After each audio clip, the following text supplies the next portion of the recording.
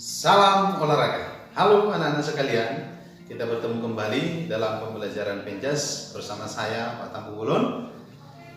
Pertama, apa kabar kita semua? Ya, kita berharap semua dalam keadaan sehat walaupun situasi saat ini sungguh sangat membatasi ruang gerak kita. Tetapi mari kita bersyukur atas segala apa yang kita jalani hari ini karena kita masih bisa bertatap muka walaupun melalui media online atau internet.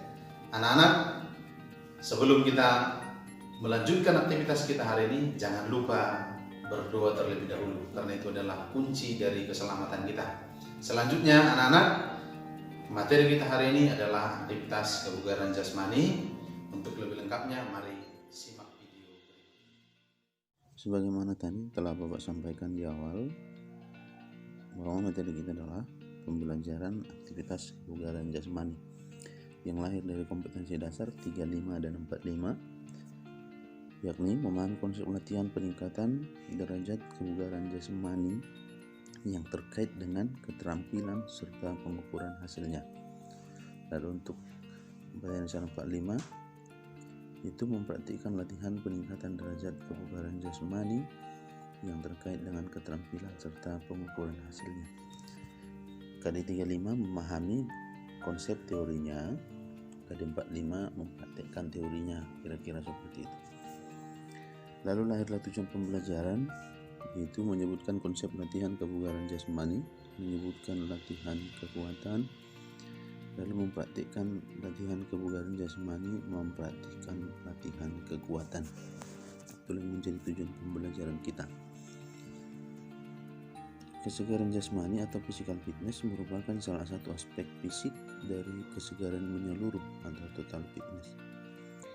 Kesegaran jasmani memberikan kesanggupan kepada seseorang untuk melakukan pekerjaan produktif sehari-hari tanpa adanya kelelahan berlebihan dan masih mempunyai cadangan tenaga untuk menikmati waktu senggangnya. Contohnya ketika anak-anak kami mengikuti pembelajaran di sekolah atau mungkin melakukan olahraga, setelah selesai melakukan aktivitas, kamu masih bisa melakukan aktivitas yang lain dan masih boleh menikmati waktu-waktu luangnya setelah melakukan aktivitas tersebut.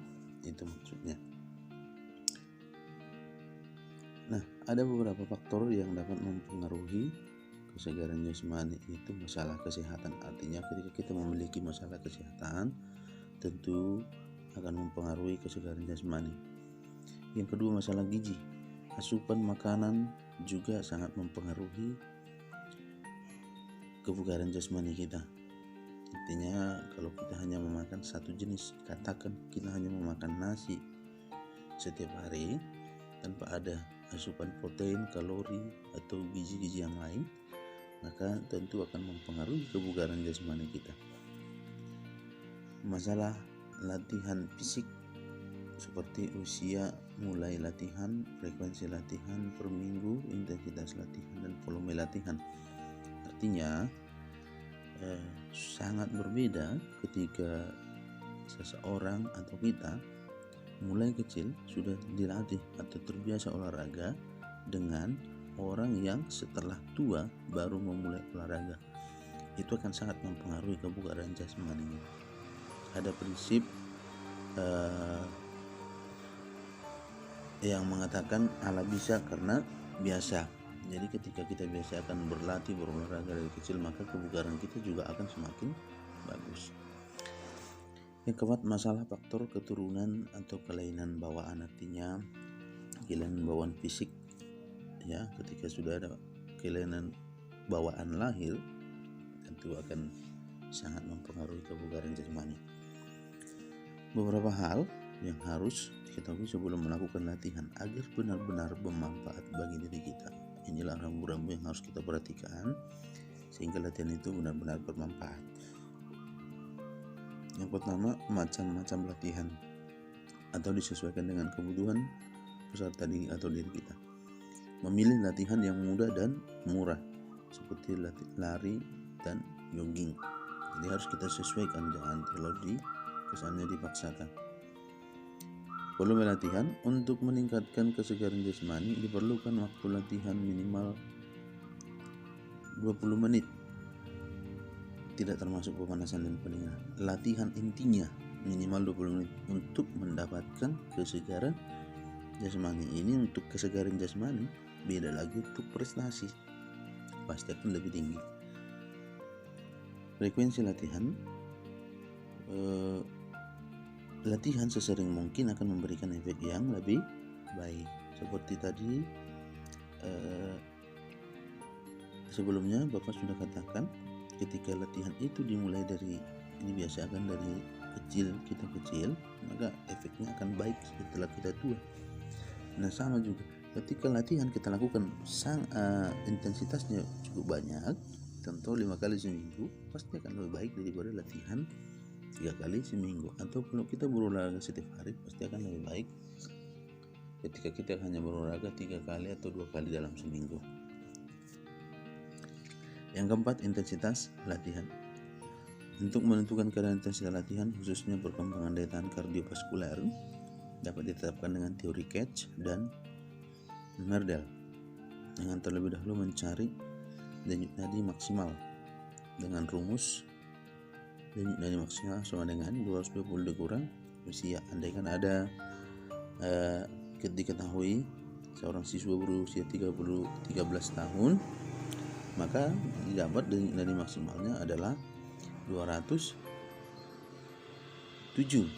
per menit. Nah itulah batas denyut nadi yang dibolehkan untuk melakukan aktivitas, itu maksudnya maksimalnya ketika usia 13 tahun. Lewat 227 harus dihentikan. Nah selanjutnya ukur tekanan intensitas latihannya. Nah untuk latihan seorang yang bukan atlet, kalau yang 207 itu untuk takaran untuk atlet kita, untuk bukan atlet dan tujuan untuk kebugaran jasmani, maka kita pakai intensitas sekitar 70-85% dari intensitas 100% tadi, dari 207, dengan lama latihan 20-30 menit. Jadi digunakan intensitas 7, saya katakan menggunakan intensitas 70%, maka denyut nadi maksimalnya adalah seperti yang ada pada rumus 220 dikurang usia dikali 70%, ya. Nah 220 kurang 13 dikali 70%, maka didapat 207 dikali 70%, maka dihasilkan 145 denyut nadi per menit. Nah itulah batas denyut nadi maksimalnya yang diperbolehkan ketika tujuan kita hanya untuk meningkatkan kebugaran jasmani. Terus bagaimana Pak mengetahui itu? Nah, ini harus ada pengukurannya. Denyut nadi istirahat, denyut nadi pemanasan, denyut nadi inti dan pendinginan. Artinya cara cepatnya adalah biasanya menggunakan alat stopwatch dan menyentuh sendiri denyut nadi kita, biasanya di pergelangan tangan dan leher, di situ paling terasa.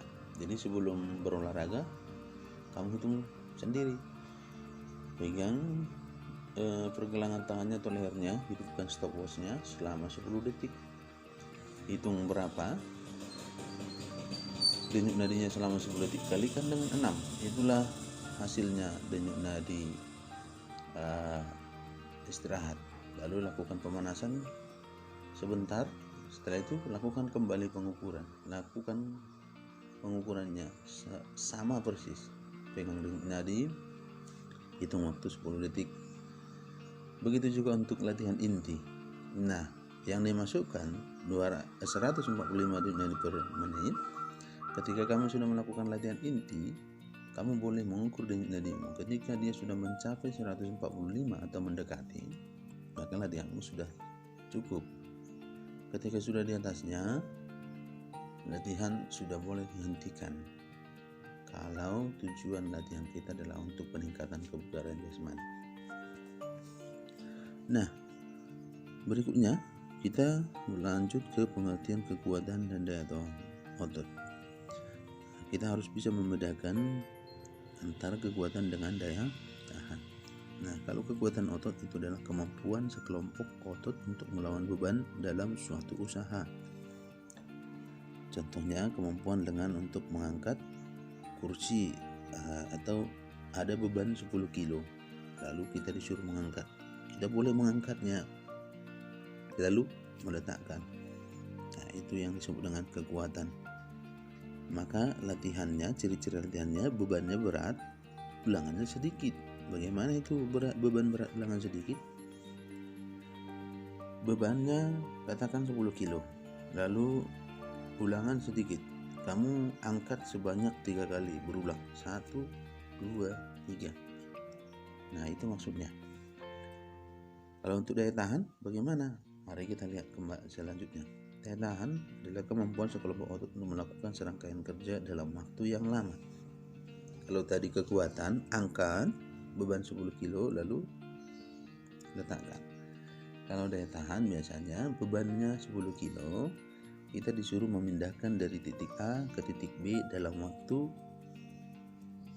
yang relatif lama. Katakan perpindahan jarak tempatnya kurang lebih ada 30 meter. Beban 10 kilo kamu disuruh mengangkat tanpa meletakkan beban itu sebelum titik yang ditentukan. Jadi katakan mengangkat dari titik A, jaraknya 30 meter ke titik B, kamu angkat dengan mudah.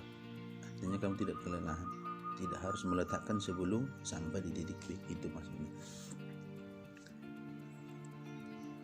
Ciri latihannya, bebannya ringan, ulangannya banyak.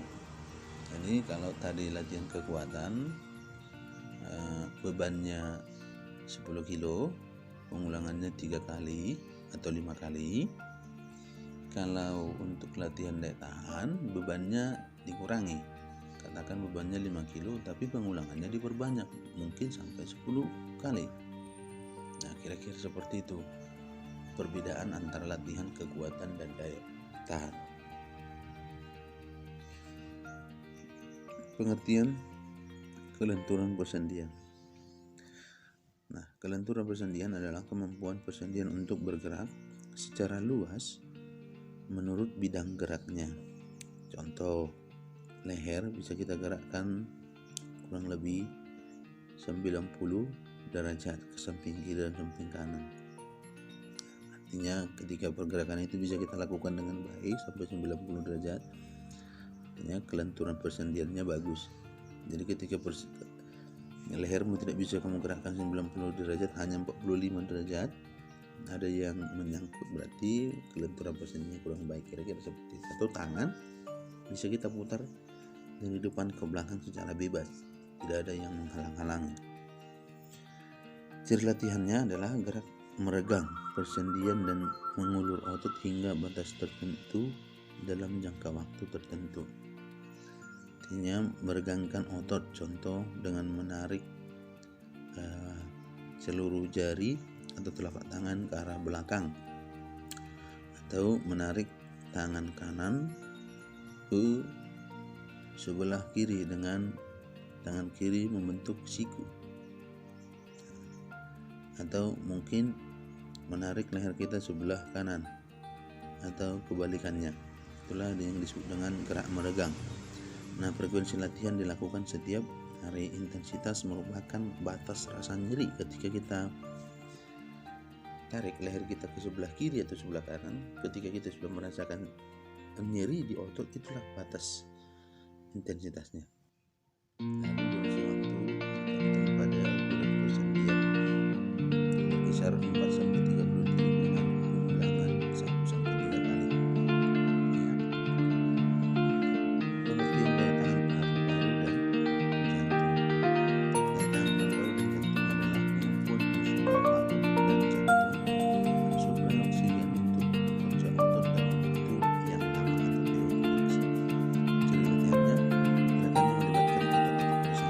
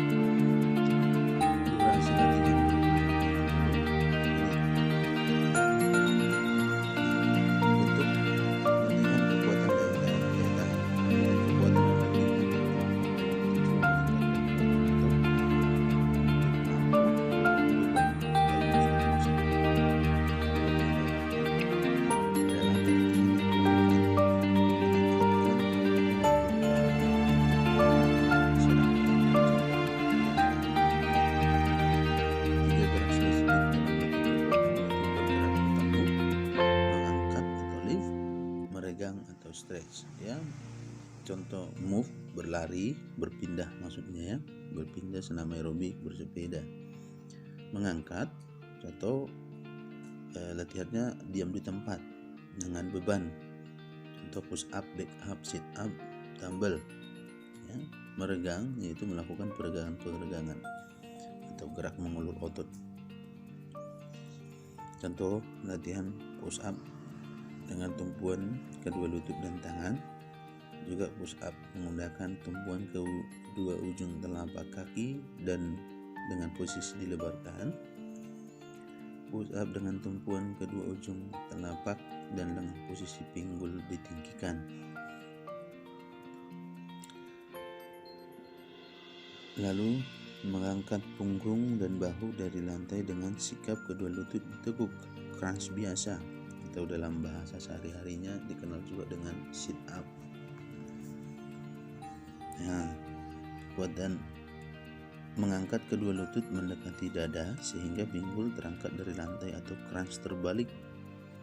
Nah, ini bisa dikatakan kebalikan dari sit up. Kalau sit up yang diangkat, yang bergerak atau yang diberikan beban adalah pada otot perut dan bahu. Nah, kalau ini crunch terbalik, yang diberikan beban adalah pada paha dan kaki yang diangkat maju mundur ya. Lalu gerak kedua tangan seolah-olah menarik tali hingga pundak terangkat dari lantai atau crunch menarik. Hampir sama dengan gerak sit up, tetapi dianjurkan untuk melakukan gerakan seolah-olah kita menarik tali pergerakannya. Nah, berikutnya untuk kekuatan dan daya tahan otot punggung ya, seperti yang ada pada gambar, itu mengangkat bahu naik turun dengan posisi kedua tangan di samping badan, atau bisa dikatakan ini gerakan back up. Lalu mengangkat punggung ya, dari sikap telungkup dengan kedua lengan menarik meraih bola di depannya hingga dada terangkat ke lantai. Ya, berikut ini juga hampir sama dengan gerakan sebelumnya, hanya ini menggunakan teman, bolanya dilemparkan. Baru kekuatan dan tahan otot anggota badan bagian bawah atau otot tungkai. Contohnya latihan naik turun tangga atau box atau kursi juga boleh. Yang kedua, naik turun tangga sambil memegang bola di atas kepala seperti yang ada pada gambar menggunakan satu kaki. Lalu naik turun tangga, bangku atau box dengan menggunakan kedua kaki seperti gerakan squat jump ya, tetapi melompat ke bangku atau box. Bentuk latihan kelincahan anggota badan bagian bawah, salah satunya adalah lari berkelok-kelok atau lari zigzag, lari melompati bangku atau rintangan, melompati bangku dengan posisi menyamping atau kalau untuk dalam kehidupan kita sehari-hari boleh dikatakan dengan aktivitas lompat tali. Hampir sama dengan itu, hanya rintangannya di sini berupa bangku. Lalu latihan untuk kelentukan otot kaki dengan meluruskan kedua kaki sambil duduk berpasangan seperti yang ada pada gambar ya, meregangkan otot kaki. Boleh juga dengan latihan yang berikut ini juga, kaki saling bertemu telapaknya, lalu kedua tangan juga saling tarik menarik. Boleh juga dengan melakukan gerakan seperti kayang ya, seperti yang ada pada gambar untuk latihan kelenturan otot punggung. Nah, berikut juga latihan selanjutnya untuk kelenturan otot punggung, yaitu dengan melakukan gerakan kayang. Lalu yang terakhir, latihan sirkuit sederhana, artinya penggabungan dari beberapa latihan dalam bentuk sirkuit latihan. Nah, ini boleh latihan sederhana yang kita lakukan setiap hari di rumah kita masing-masing, khususnya pada saat ini juga kita dianjurkan untuk tetap menjaga kesehatan. Nah, pada gambar ada ditetapkan sebanyak 5 posnya, pos 1, pos 2, pos 3, pos 4, dan pos 5. Arah panah merupakan arah berlari setelah melakukan gerakan.